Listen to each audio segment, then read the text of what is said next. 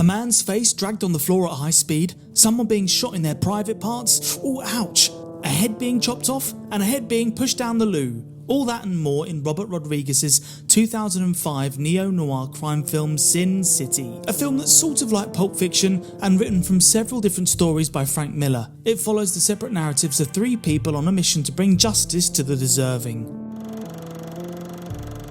We start with cop John Hartigan on his way to stop child molester O'Rourke Jr., who's kidnapped his next victim, Nancy Callahan. He corners him at the docks and starts to take his unconventional revenge, which he feels more appropriate than arresting him. Sadly, his corrupt partner Bob tries to disarm him and convince him to leave Jr. alone. Hartigan manages to save Nancy from this monster, at least for the time being. We cut to the second character we follow in the film, Marv, who seems to have a military background. He's exercising his pleasures in the opposite sex with a lady called Goldie. However, the following morning from experience he realises immediately she's not sleeping anymore but is instead dead. Strangely, police suddenly arrive. He's being framed for the murder. He makes light work of the police force when escaping. He immediately then goes on the hunt for who's responsible for killing Goldie, torturing anyone for information. But he's also being hunted by Goldie's sister Wendy, who believes he's responsible for her death.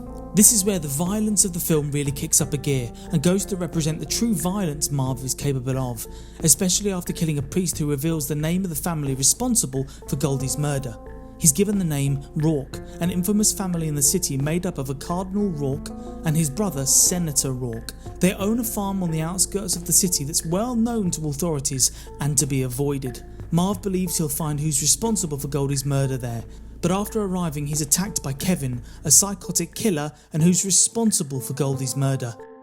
He's imprisoned at the farm, but not for long. By the time he escapes, he's well aware Kevin is who he needs to follow. He's captured by Goldie's sister Wendy, but explains he never would have caused Goldie any harm and is simply trying to bring justice to her murderer. Both the gang of erotic dancers and Marv head to the farm again, and after a brief fight, Kevin gets caught in the trap Marv sets. This is extremely bad news for Kevin, and Marv inflicts one of his worst murders. But during the killing, Kevin doesn't scream, highlighting the true horrific mental state the boy must be in. To finish the job, Marv heads to Cardinal Rourke's home to finish the man responsible for the horrific torture and exploitation of women. He gives him a brutal death. The authorities eventually secure a confession out of Marv for the murder of Cardinal Rourke, and he's sentenced to execution. During the execution, he actually survives the first electric shock, but not the second.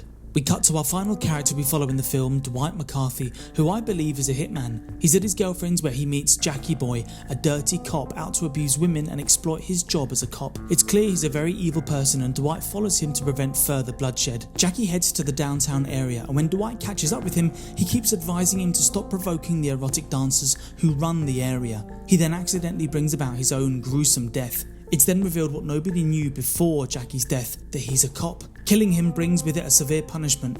Everything now becomes about getting rid of the evidence. But another criminal group, aware a cop has been killed, attempt to stop this and retrieve the cop's body themselves, to use it as a bargaining chip to finally clear the slum of the violent erotic dancers and claim the land as their own. What ensues is a battle for Jackie Boy's head, and after luring the crew into a tight space, it gives the women the advantage of easily opening fire and killing them all. We cut again to John Hartigan's story. It seems shortly after saving Nancy he was captured by Senator Rourke, who invests lots of money to prevent him from dying so he can confess to being the one who abducted Nancy and spend the rest of his life in prison. Hartigan holds out for a while and doesn't confess. He receives regular letters from Nancy who, when they stop, and worse, when one week he receives a blooded finger in a letter, he eventually then confesses to the crimes. He then, strangely for some reason in the story, leaves the prison, obviously having served more years. After foolishly going to visit Nancy in a bar, he leads Rourke Jr. straight to her. She's kidnapped by Rourke Jr.,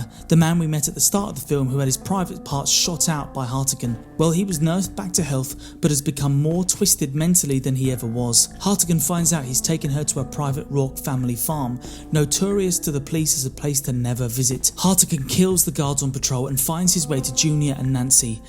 He overcomes Jr. and beats him to death. Whilst Nancy is relieved the ordeal is over and her and Hartigan can finally move on, Hartigan knows there won't ever be the end of things. He's just killed a senator's son who will hunt him down in order to bring revenge. By staying alive, he puts Nancy's life in jeopardy. They find him, they find her. So to give her a good life free from danger, he chooses the only course of logical action, bringing us to the end of the film. That's all for today's video, guys. I really do recommend this film. It never really achieved the cult status of Pulp Fiction, but is still remembered by film fans as a really great gory shoot 'em up classic. Don't forget to like and subscribe, and I'll see you soon for another video.